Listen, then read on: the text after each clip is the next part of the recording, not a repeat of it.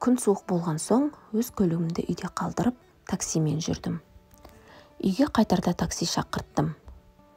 Мен білмейтін, бұрын көрмеген көліктің маркасы шықты.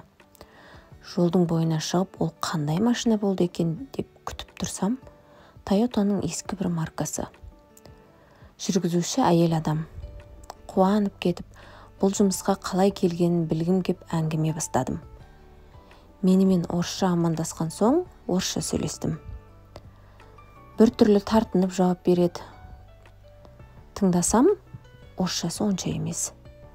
Ауылдан келіп менен қысылып отырған шығар деп қазақшаға көштім. Тіпті жауап бермейді.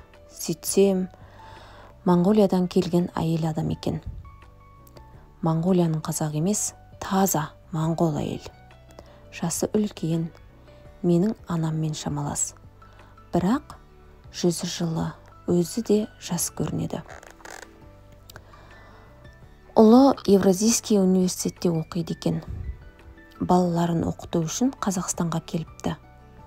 Бұған дейін қызы біздің университетті аяқтап магистратураға Оңтүстік Кореяның жоғарғы оқу орнына түсіпті. Моңғол әйел ұлын ақылы оқытып, күн көріске осылай таңертеңнен түнге дейін таксовать етіп ақша табады екен. Оңай емес.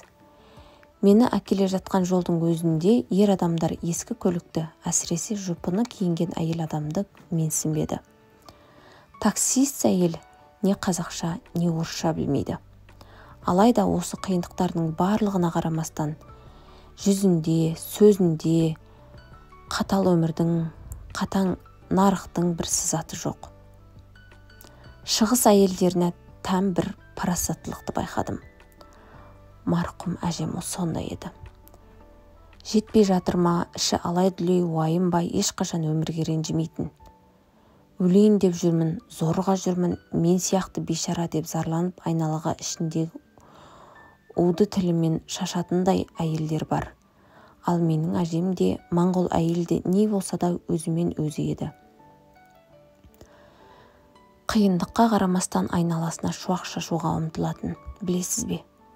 Бұл қалай аталады? Бұл жауапкершілік деп аталады. Ол әйелге Монғолияда қалуға болатын еді. Бірақ балаларының жарқын болашағы үшін комфорт аймағынан шықты. Өзіне, айналасынан планкасын көтеріп, ыңғайсыз ортаға келді. Кім кінәлі?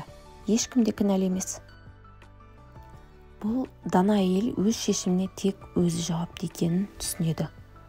Жоқ, бұл жазба әр әйел баласына қатысты. Осы жүргенде әркімде проблема жетеді. Қиналып жүрген жалғыз біз емес. Айналаға теріс көңіл таратпай үйренейік. Әркім өз шешіміне, өз таңдауына жауапты. Қандай қиындық болса да, әйел өзінің нәзік әйел болмысын сақтап қалуы тиіс.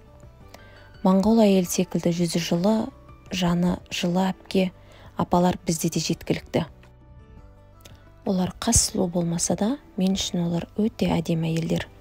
Сұлулық көздің жанарында. Ал олардың жанары тұңғиық тәжірибе мен ұшан теңіз мейірімнен тұрады.